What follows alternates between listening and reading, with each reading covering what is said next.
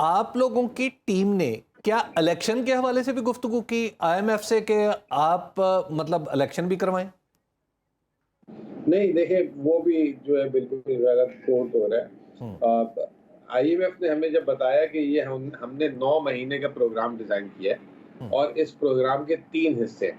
पहला हिस्सा ये है कि ये जो इंटरिम हुकूमत है, सॉरी ये जो मौजूदा हुकूमत है, ये 12 अगस्त तक रहेगी, तो इनको एक हिस्सा मिलेगा $1.25 अरब। फिर अगर प्रोग्राम पे सख्ती से अमल होता रहा, बजट स्पेंडिंग को कंट्रोल किया, यानी कि इलेक्शन वाले पैसे ना खर्च किए और दूसरी चीजें की, तो फिर इंटरिम हुकूमत को सितंबर में $1 अरब मिल जाएगा। और तीसरा, जब इलेक्शन हो जाएंगे तो नई हुकूमत जब आएगी दिसंबर में, तो उनको $1 अरब दे देंगे और उनके पास भी 3 महीने की स्पेस ठीक है, होगी ताकि वो अपनी जो है होमवर्क कर ले और एक नया प्रोग्राम में जाए। तो उसमें एक सवाल उठा कि आप कैसे कह रहे हैं कि जी ये इलेक्शन टाइम पे हो जाएंगे। तो उस पे उन्होंने कहा कि जो हमें कम्युनिकेट किया गया है कि जी पाकिस्तान में इलेक्शन अक्टूबर नवंबर में होने हैं, उस हिसाब से उस टाइमलाइन को देखा गया। अच्छा। तो उसके बाद एक और बात हुई, जो उसमें जो है बात हमारी तरफ से हुई कि आप कैसे इंश्योर कर सकते हैं कि ये फ्री एंड फेयर इलेक्शन हो, क्योंकि जो हमने बात की, हमने ये कहा कि पाकिस्तान की जो इकोनॉमिक स्टेबिलिटी है वो पॉलिटिकल स्टेबिलिटी से जुड़ी हुई है और जब तक पॉलिटिकल स्टेबिलिटी नहीं आएगी, उसकी सबसे इम्पोर्टेंट चीज है free and fair and timely election. और जब ये टाइमली इलेक्शन होंगे और फिर एक मैंडेटेड गवर्नमेंट आएगी, क्योंकि ये प्रोग्राम तो स्टैंड बाई है, ब्रिज फाइनेंसिंग है, ठीक है, असल प्रोग्राम तो फिर जो शुरू होगा वो जो नई हुकूमत इलेक्शन जीत कर आएगी वो लेगी। तो उसके लिए उसके पास मैंडेट हो, क्योंकि फिर एग्जांपल भी दी कि हमने कहा कि जब हमारे 3.5 साल हुकूमत की वीक कोalition थी, जितने हम रिफॉर्म्स करना चाहते थे नहीं कर पाते थे, और ये मौजूदा हुकूमत की जो बुरी कारकर्दगी उसके पीछे भी उनकी वीकनेसेस है। तो एक फ्री एंड फेयर और एक मैंडेटेड के साथ अगर एक मजबूत हुकूमत आएगी तब इलेक्शन होंगे तो वो सारी चीजें सही होंगी। तो उस पर आईएमएफ ने कहा कि हमें जो अंडरस्टैंडिंग है हम उस हिसाब से चल रहे हैं, बाकी हम हमारा मैंडेट नहीं है कि हम किसी को बोलेंगे लेकिन क्या ये भी कहा गया है कि एग्जीक्यूटिव बोर्ड के इजलास में इस मामले को रखा जाएगा, ये भी कहा गया है?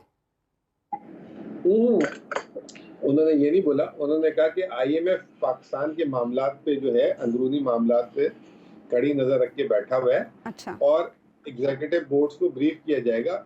जब एग्जीक्यूटिव बोर्ड अप्रूवल देते हैं तो एग्जीक्यूटिव बोर्ड उसकी जो तहरीर आती है, जब अप्रूवल हो जाता है, एग्रीमेंट हो जाता है, तो उसके बाद जो तहरीर आती है वो एग्जीक्यूटिव बोर्ड उसको लिखते हैं। तो उन्होंने कहा कि उसको ब्रीफ तो सारा किया जाएगा, वो क्या उस पर रद्द-ए-अमल देंगे, लिखेंगे, ये तो उस वक्त पता लगेगा। अच्छा, ये बात हुई। मुज़म्मिल, ये बताइएगा कि आप कहाँ जोड़ दिया, आप जरा अपने तजर्बे की रोशनी में बताइए कि आपको क्या लगता है, क्या ये जो स्टैंड बाई अरेंजमेंट है आईएमएफ की, इसकी जो किस्तें की गई हैं, क्या हमें ये मशरूत हैं, कंडीशनल हैं कि पहले हमारी हुकूमत ख़त्म होगी, फिर नए इलेक्शन होंगे और या बीच में इंटरिम गवर्नमेंट आएगी, यानी एक काम होगा तो फिर मिलेगी, दूसरा काम होगा तो दूसरी मिलेगी, तीसरा काम होगा तो तीसरी मिलेगी, ये मशरूत है क्या इस तरह?